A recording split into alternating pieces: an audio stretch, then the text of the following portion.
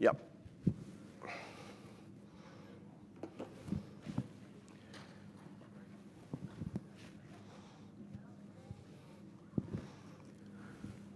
Good morning, everybody.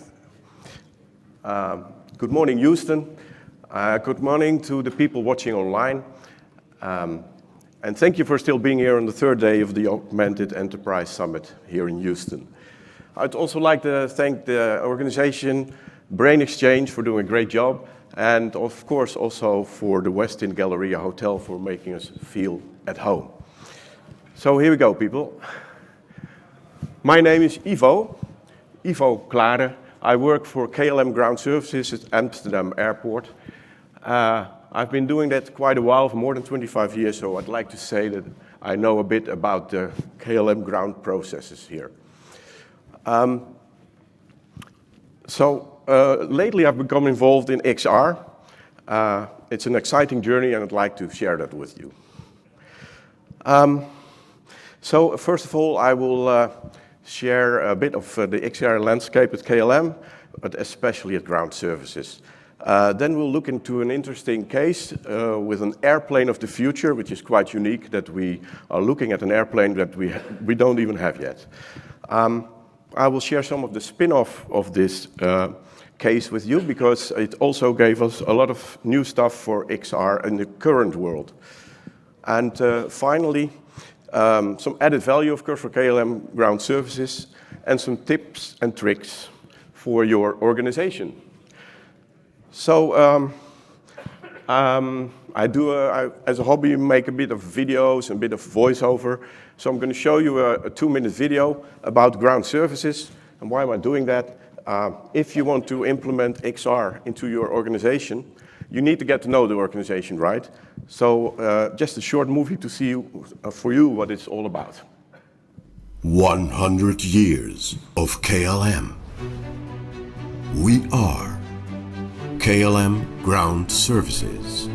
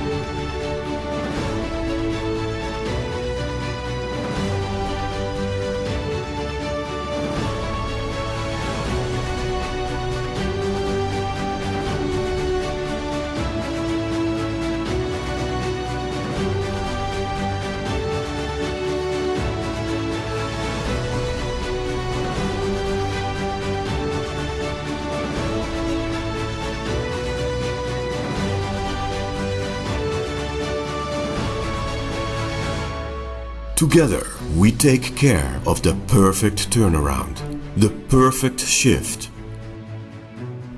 the perfect day. With pride. So now you get to know our stuff a little bit. Usually you go to the airport, you want to get in that seat as soon as possible, of course. There are some airline colleagues in the room, so they will know what I'm talking about. A little bit about XR within KLM and at KLM Ground Services. There are several of our departments involved in XR now, the pilot department, in-flight, short-haul flights, engineering and maintenance, of course. In the middle, you see an XR Center of Excellence. We actually have our own XR lab. We are producing VR at KLM. It's quite unique for an airline to do so. We do also some outsourcing. So, for example, this is engineering and maintenance. They have a program outsourced with a storyline. You just enter your 3D pictures, and it will give you a VR production, in this case, about technical maintenance of the aircraft. We have the HoloLens too.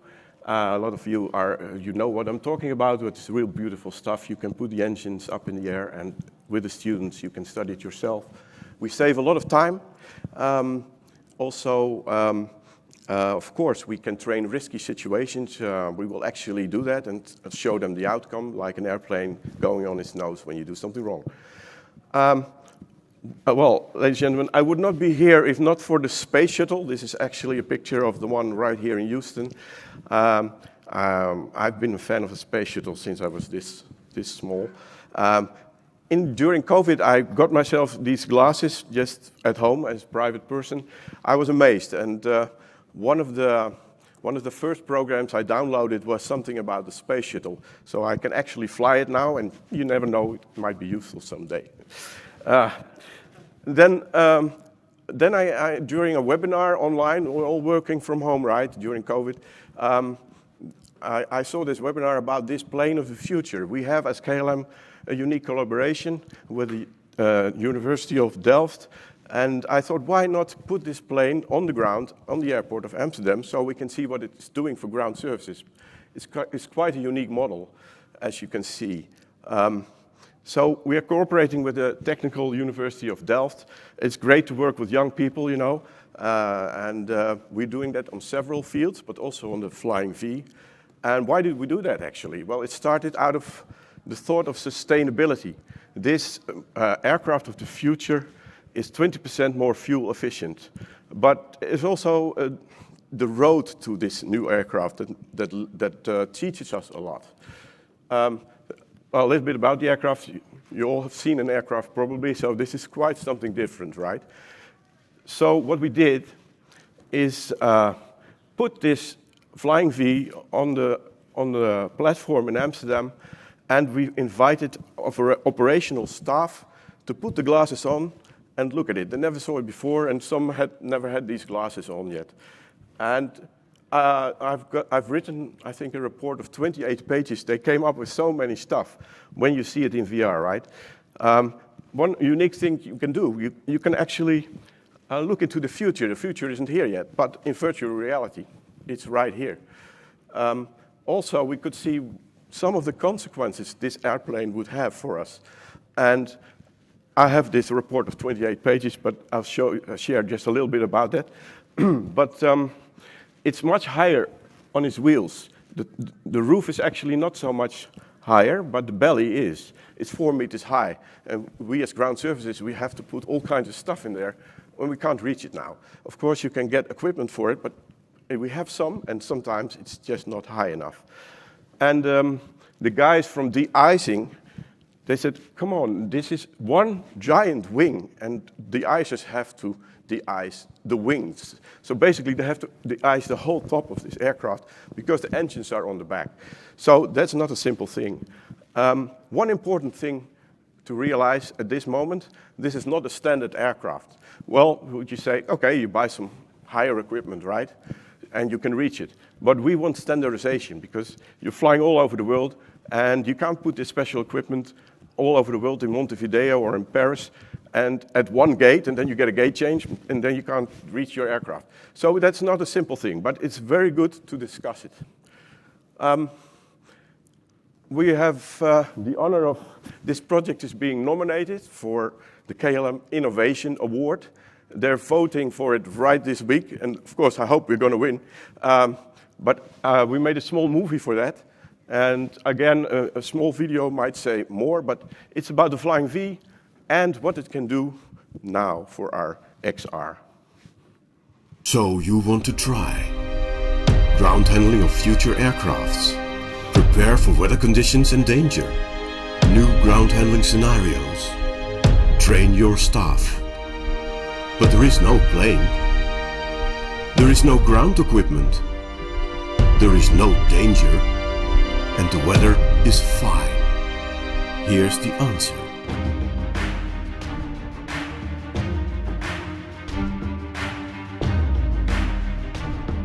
Ja, ik ben benieuwd waar we uitkomen. Learn. Experience it. Oh, wauw. Ja. Ik sta er helemaal naast. Ja. Daytime. Nighttime. Bad weather. Wauw.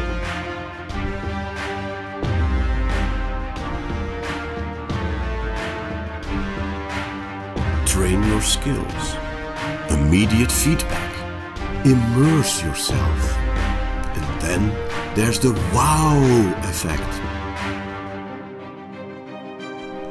Enjoy it.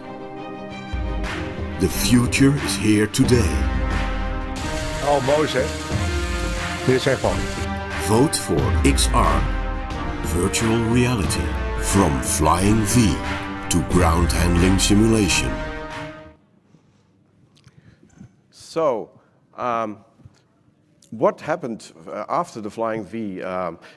It gave us a boost with XR in general. Of course, we had XR in place in ground services at some departments, but during COVID, you know, it all became a little bit less.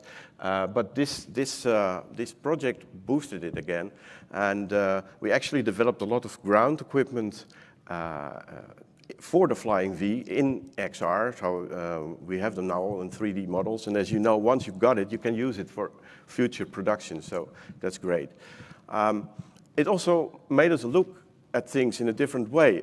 If you have VR, you have a plane on the gate, you can actually play out scenarios which you cannot really do in real life. It's not very easy to get a plane and all this equipment at a gate at Schiphol and start testing scenarios. It's practically impossible. So this is a way then to do it with XR.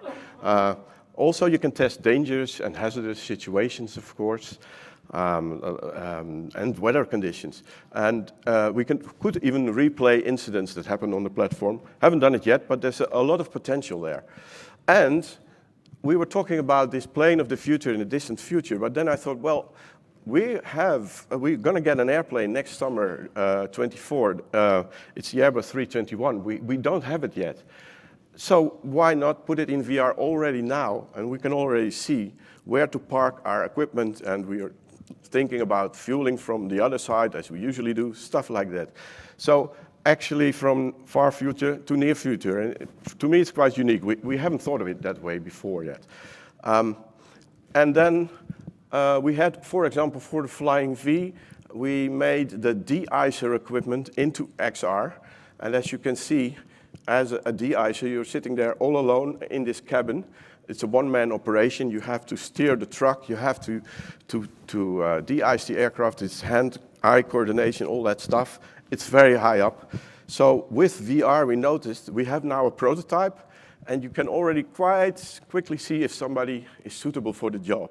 Without XR, it usually can take up to a couple of days before we realize a person can't do it. And we have a special operation in the summer. We have this equipment there, and we are using water, and we have to get a plane there, and we're practicing, right? In XR, we could at least do that a little bit less. Of course, you can use XR for training. It's not a replacement of training, of course, but it can be an addition and a step upwards to the real stuff. So for refresh training, that you could also use it. Authorities ask that of us that every couple of years you have to recheck your skills. Well, again, it's quite impossible to get all that equipment just outside for a refresh. So we could do that in XR. And of course, it's summertime. We can still practice. You can practice as often as you like in XR, etc. There was also a question from our defueling department.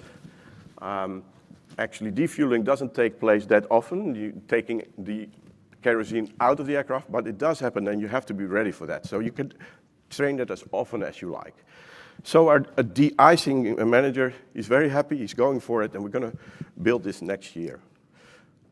So this is a summary of all I just told you. I won't repeat it, but you can get this presentation offline later, so you have it all in one sheet. Gives me an opportunity to show us our new A350, which is coming in 2026.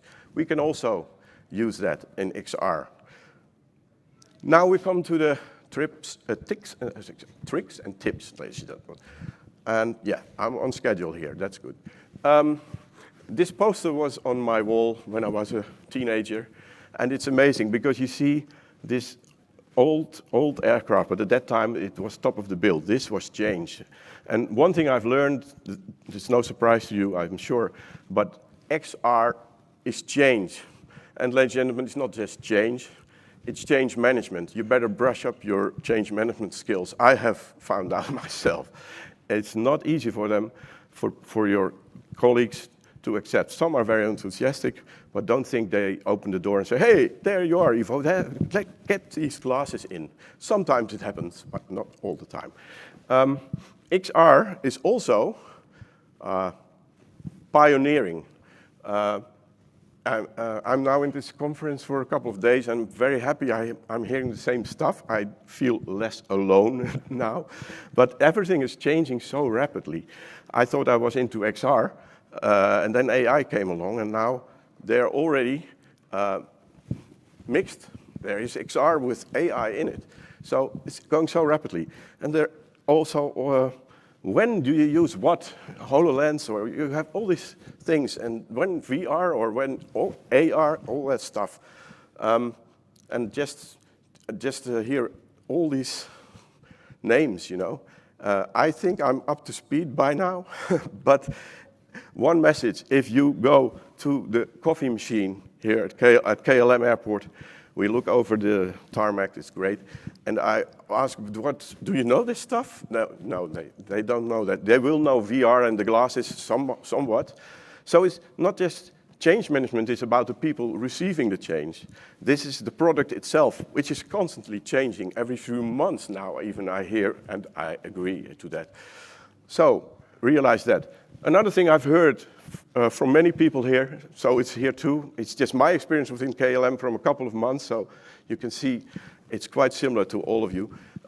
You have to put these glasses on, people. That's the only way.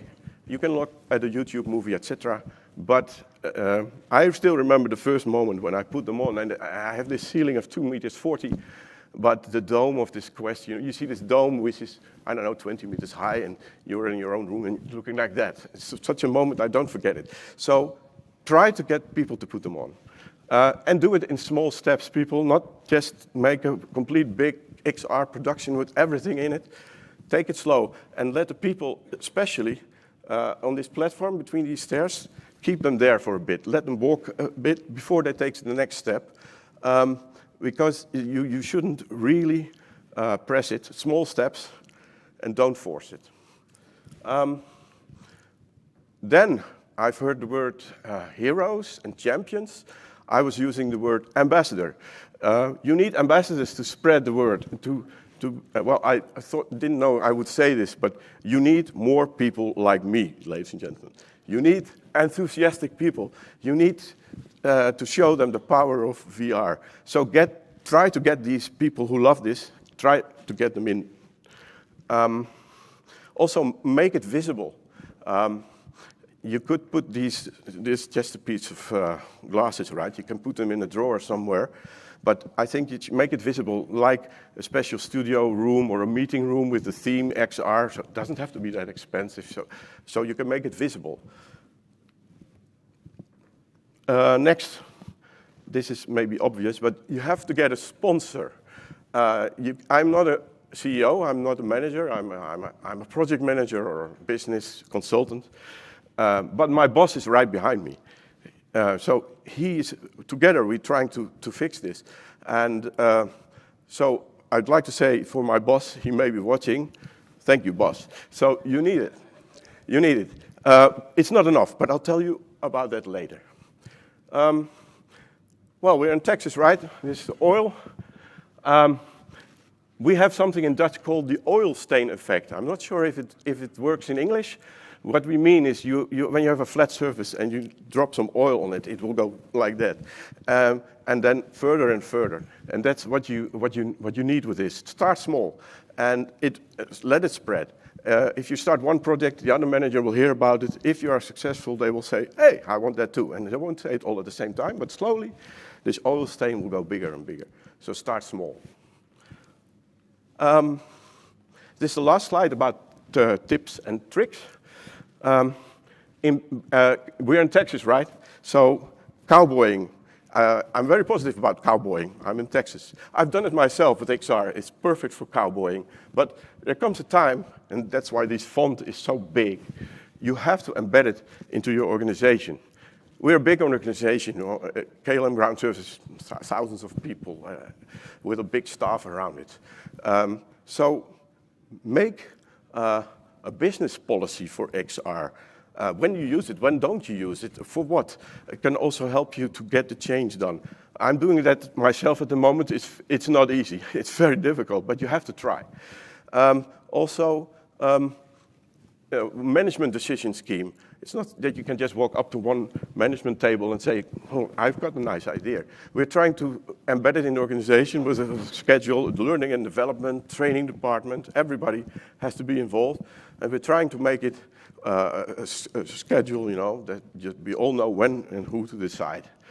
You have to get technical maintenance. If the glasses break down and they're not fixed after half a year and then the next one breaks down, it will not work. So you have to take care of that as well.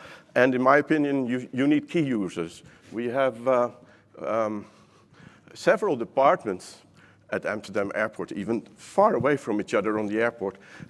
Get key users on every department, let them talk to each other, and let them also be ambassador, but also when there is something with your glasses, or if they want a new product, or they say, this is very nice, but our process has changed. Could you put that in? If you do that just by personal initiatives, it's not going to work. You have to make a system for that. So that's actually all of my tips and tricks. They're just on one sheet here, so you can look at it offline as well. I'm coming to the end of my presentation. When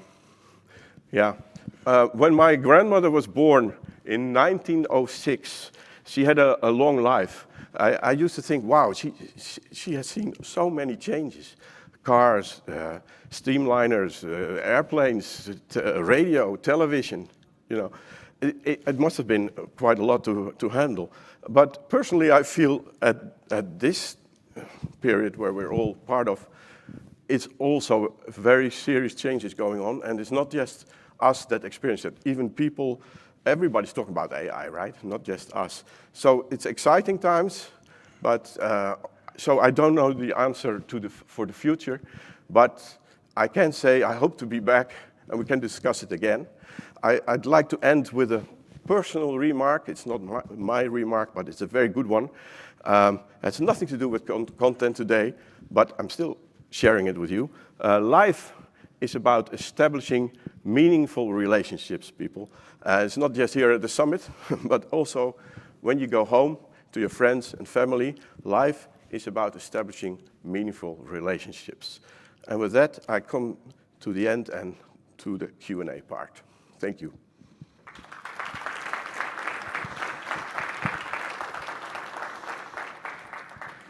Any questions?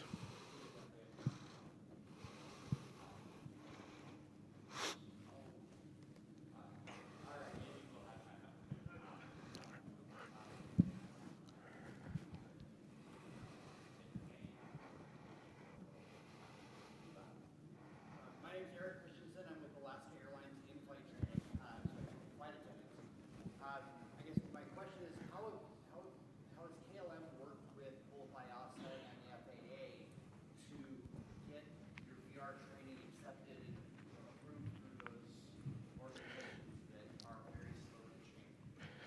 Yes, we're experiencing the same thing. I do know about the products we're developing for cockpit. They're doing the same like Alaskan Airlines to train the pilots to where all your controls are before you get into the simulator.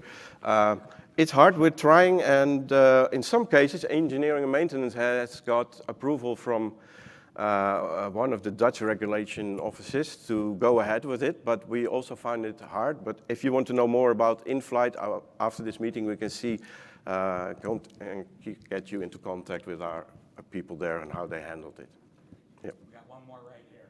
Sure. Hey, I'm Andy Cruz with Halion. I had a question. You had mentioned the de-icing and how you have to drive the trucks and spray the plane and everything. When you use the drive the truck feature, did you come into situations where people were getting motion sickness? And if so, how did you overcome that? Yes, actually we had this model on a fair and people could try it and people would experience motion sickness already just going up in this thing. It's a prototype, so it can move just a little bit, but yeah, it works immediately, this effect of motion sickness in VR. Some of my own colleagues experienced it, yes. Thank you.